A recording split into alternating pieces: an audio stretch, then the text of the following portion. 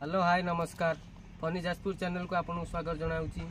आज आम बुली नयागढ़ जिलार कंटिलो नीलमाधव जोठिकना कि जगन्नाथ दारु आसी आम पुरी स्थापित होती दिने कंटेई कोलीर जंगल थिबारु एही अंचलर नाम कंटिलो होइथिला। पुराण वर्णित यही से पहाड़ जार तीन पार्श्वे बही जाइछि तीनोटी नदी कुआरिया कुसुमी और महानदी। यही पहाड़र नाम ब्रह्मादि पहाड़ कारण एठी प्रभु नीलमाधव को पूजा करुथिले ब्रह्मा। ब्रह्मा कलिजुगर प्रारंभ रे यही स्थान को बाछिथिले।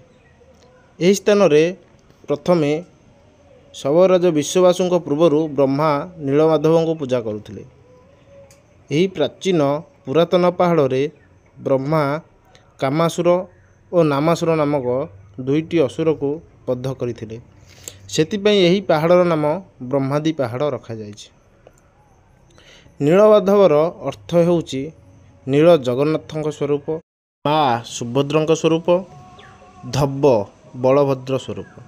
ब्रह्माटी बाघ गुंफा भितरे प्रभु नीलमाधव को पूजा करुथिले।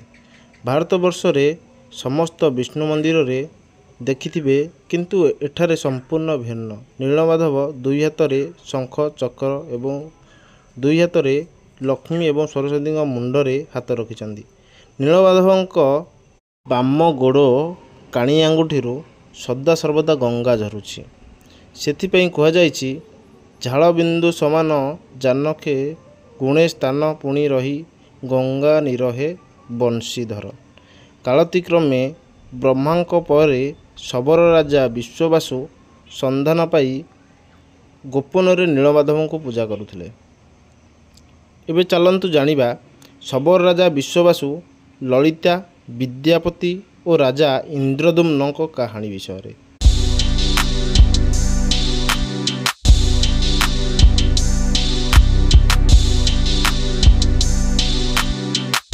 कंद पुराण अनुसार जड़े तीर्थयात्री राजा इंद्रदम्न पाखक आसी ओडिशा रे विष्णु एहीपरि नीलमाधव रूप में पूजा पाउथिबार वर्णना करथिले।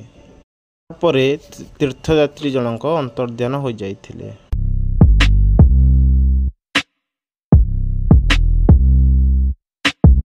यहाँ परे राजा इंद्रदुम्न तांका कुलपुरोहित विद्यापति को आदेश देले नीलमाधव को संधान करने।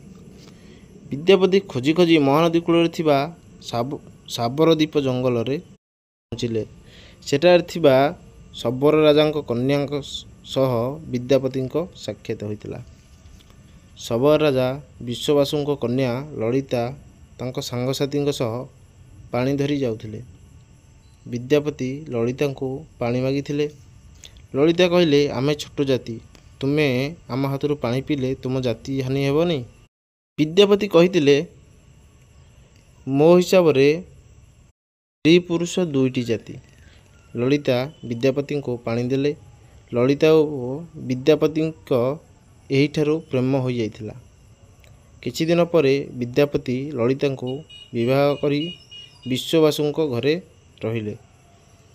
विद्यापति देखिले विश्ववासु सबुदिन भोग नहीं कुआड़े जाउछन्ति।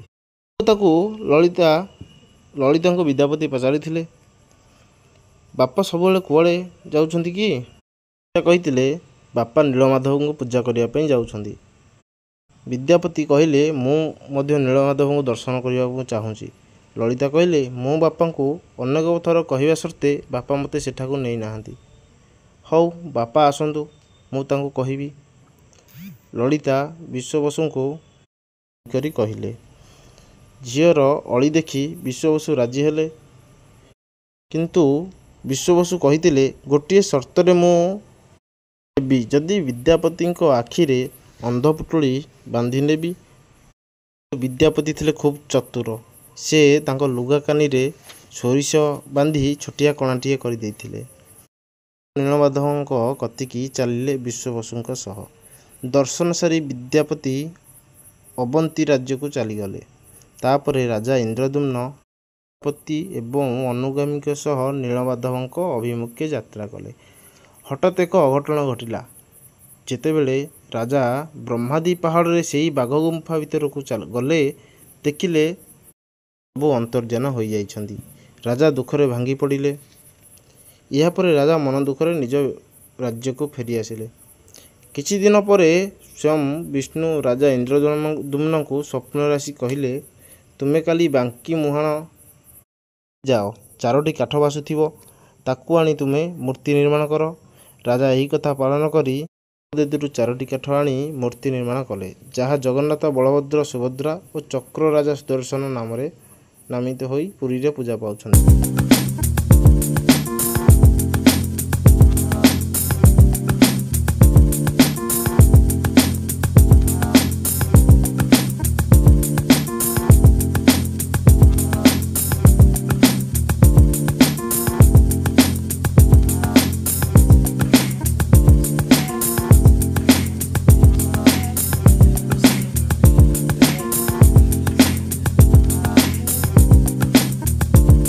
ଏହିପରି ପ୍ରଭୁ ନୀଳମାଧବରୁ ଜଗନ୍ନାଥ ନାମରେ ନାମିତ ହୋଇଥିଲେ।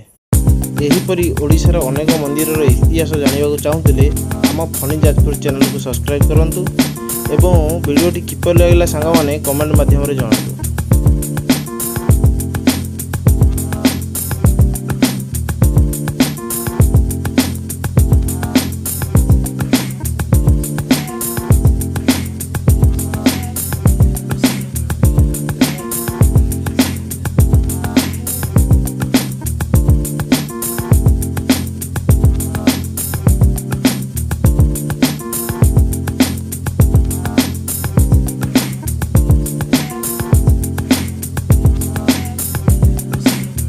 ଯଦି ଆପଣମାନେ କେବେ ସାଙ୍ଗମାନେ ବୁଲି ଆସିବେ, ଦେଖିବେ ଏଠି ବୋଟିଂର ସୁବିଧା ଅଛି।